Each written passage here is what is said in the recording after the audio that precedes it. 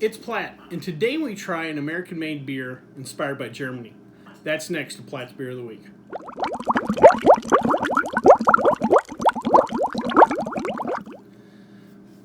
Back in October, you might remember I tried a series of Oktoberfest-style beers, which made sense at the time. I also told you at the time that a lot of people use the term Marzen when referring to Oktoberfest-style beers. They kind of are interchangeable. And the term Marzen means March in German. And that's because these beers were brewed in March and then would lager over the summer and be ready to drink in the fall when the festivities kicked in. So it being March, I thought, why not? Let's try Marzen. This particular Marzen is the Gordon Biersch Cliffhanger Marzen. A little bit about Gordon Biersch. The company was founded in 1988 in Palo Alto, California by two gentlemen, Dan Gordon and Dean Biersch. Dan had attended the prestigious Technical University of Munich, which is one of the most esteemed brewing schools in the world. Dean was a successful restaurateur and beer lover. And through a chance meeting, they got to get together, kind of discuss what they thought the dream brewing concept would be. And what they came up with was a brewery that produced classic German-style beers, but was set in kind of a dynamic dining setting. This is 1988, remember. There wasn't a lot of brew pubs at the time. The beer and food pairing thing hadn't really taken off, so they were a little ahead of their time. They immediately found success and quickly was growing the brewery.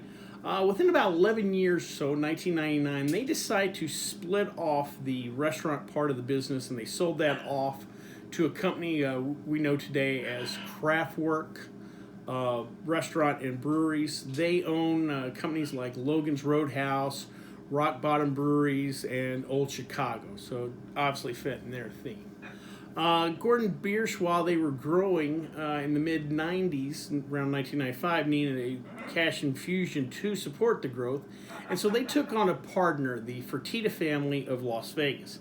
Those of you that don't know who the Fertittas are, they own a big chain of local casinos out here called the Station Casinos. But some of you may know them for being the owners of the UFC for most of its history. Good friends with Dana White, the president of the UFC. So UFC fans know who I'm talking about.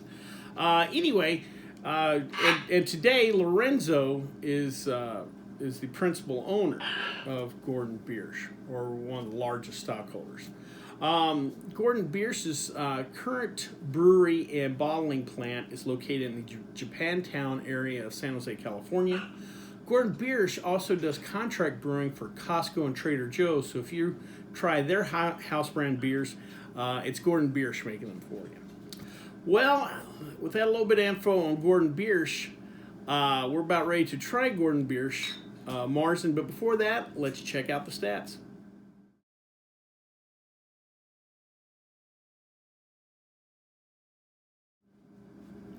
So today, since we're trying a German-style beer, I thought I would talk about something called the Reinheitsgebot, or also known as the Germany Beer Purity Law. It was a law that was created to regulate the ingredients that could be used to make beer in Germany. For a while, it was also included beers that could be imported in Germany, but later on, through various deals, it just includes beers made in Germany now. The first version of it came through around 1487 in first adopted in Munich, but then was later kind of finalized, tweaked a little bit, and then in 1516 it was adopted throughout Bavaria. Sometimes you may hear it referred to as the Purity Law of 1516 too, but they're talking about the same thing. In the law, it states that beer could be only made from water, hops, and barley, only 3 ingredients. At the time, they did not understand yeast or know what yeast was. Eventually, that was added in there. So, again, German-style beers can only be made with now 4 ingredients. It was also, and that's what most people think of the law.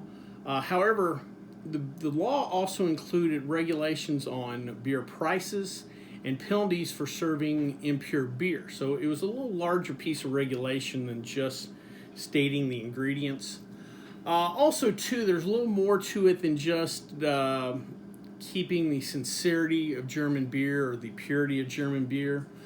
At the time, some beers were being made with wheat and rye, and of course those are two important ingredients in the production of bread, and that excess demand for wheat and rye from the brewing people helped increase the price of bread. Well, if you're running a kingdom, that's not good for business. So part of the motivation behind this purity law too is to shift the brewers onto barley and let the bread makers have their wheat and rye. Also, one interesting thing that kind of came out of this, the idea of purity law sound great and strict regulation and everything, but it also kind of kept the German brewers from getting real creative. They don't have a lot of wiggle room, and a great example of to kind of compare and contrast is to their neighbors, Belgium. Belgium creates all kinds of beers, uses all kinds of ingredients, coriander, orange peel, candied sugars, you name it, they'll throw into a beer, and they're very creative. Where the Germans, because of that purity law, create excellent style of beers, but nice, simple, well-executed beers, and that's kind of it. So there is some value in the purity laws, but some people will say, well, it kind of makes a boring beer too. But that's personal opinion. Well, now that we talked about the Rheinheitsgebot, let's try a German beer, or German style beer.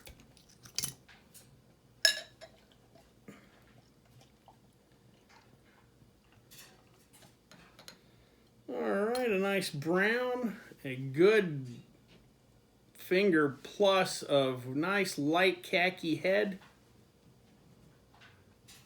Oh, got plenty of malt on the nose. Let's give her a try. Nice sweet punch on the front of the tongue. Excuse me. Plenty of that just classic Oktoberfest maltiness. Body-wise, light, medium-ish, I'd say. Very drinkable beer. It's at, I think it's at 5.8, so we're getting out of the session-style beer range, but I could definitely see sitting on a patio and knocking a few of these back, no problem. Like a lot of Oktoberfest-style beers, you're not getting a lot of hops. There's balance to the beer, but you're not getting a lot of hop aroma or hop flavor. But like I said, just a nice drinkable beer. Perfect for this time of year. I might have to take this on the patio when I'm done filming.